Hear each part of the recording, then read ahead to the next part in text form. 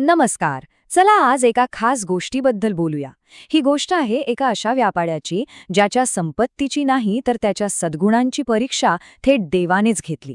आणि ही कथा संपत्तीच्या खऱ्या अर्थाबद्दल आपल्याला खूप काही शिकवून जाते. तर सुरुवातच एका मोठ्या प्रश्नाने करूया. विचार करा की एखाद्या व्यक्तीचं सगळं काही एका क्षणात नाहीसं झालं तर त्याने काय करावं? याच एका मोठ्या प्रश्नाभोवती विसाया नावाच्या व्यापाऱ्याची ही कथा फिरते. तर आपली ही गोष्ट सुरू होते बनारसमध्ये. इथे विसाया नावाचा एक व्यापारी राहायचा. तो फक्त त्याच्या प्रचंड संपत्तीसाठी नाही तर त्याच्या उदारतेसाठी आणि चांगल्या स्वभावासाठी संपूर्ण राज्यात ओळखला जायचा. आता विसाय किती श्रीमंत होता हे सांगायला हा एकच आकडा पुरेसा आहे. 80 कोटी.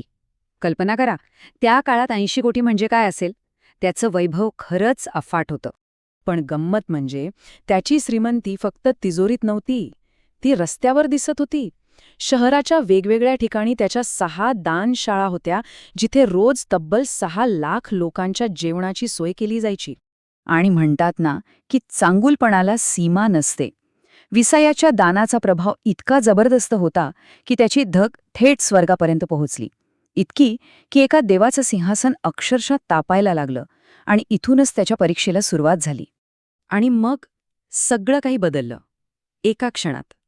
विसायचं नशीब असं काही पालटलं की जे काही त्याच्याकडे होतं ते जणू हवेतच विरून गेलं. इथे बघा, हे चित्र खरंच खूप काही सांगून जातं. आधी काय होतं आणि नंतर काय उरलं. जिथे 7 रत्नजडित खजिने होते तिथे आता फक्त रिकामं घर होतं. असंख्य दास, नोकर, चाकर होते तिथे आता फक्त त्याची पत्नी होती. आणि जिथे तेल, मध, धान्याची कोठारं भरलेली होती तिथे तिथे उरली होती फक्त एक विळा आणि एक दोरी. पण अशा परिस्थितीत जेव्हा सगळं काही संपलेलं असतं तेव्हा माणूस काय करतो? विसायाने काय केलं असेल? खरं तर त्याची खरी परीक्षा तर इथूनच सुरू झाली. तो अजिबात खचला नाही. त्यानं काय केलं बघा, तो लेकाकडून विळा उसने घ्यायचा, गवत कापायचा आणि ते विकून त्याला 2 छोटी नाणी मिळायची. आता त्या 2 नाण्यांचं तो काय करायचा? एक स्वतःकडे ठेवायचा? नाही, त्यातलं अर्ध दान करायचा. आणि मग जेव्हा अजून कोणी यायचं तेव्हा उरलेलं अर्धही देऊन टाकायचा. आणि दिवसभर तो आणि त्याची पत्नी दोघंही उपाशी राहायचे. आणि हे असं 1-2 दिवस नाही तर तब्बल 6 दिवस चाललं. विचार करा, 6 दिवसांचं कष्ट आणि 6 दिवसांचा उपास. 7व्या दिवशी काय होणार होतं? झालंय तेच. गवत कापता कापता उन्हाच्या तडाख्याने तो बिचारा चक्कर येऊन खाली कोसळला. आणि बरोबर त्याच क्षणी ज्यावेळी विसाय जमिनीवर असहाय्य अवस्थेत पडला होता तेव्हा आकाशातून एक दैवी शक्ती खाली उतरली. त्याच्या या सगळ्या दुःखामागचं खरं कारण आता समोर येणार होतं. ही शक्ती होती सक्काची, म्हणजे स्वर्गाचा राजा. आणि यातली सगळ्यात मोठी गंमत किंवा म्हणा विरोधाभास हा होता की सक्काने स्वतः हे पद मिळवलं होतं ते दानधर्माच्याच बळावर. सख्खा विसायला म्हणाला, ऐक, आता हे सगळं थांबव, दानधर्म पुरे झाला. आता फक्त स्वतःचा विचार कर. जर तू दान देणं थांबवलंस तर तुझं सगळं वैभव तुला परत मिळेल, तू कायम सुखी राहशील. पण विसाय, तो अजिबात डगमगला नाही.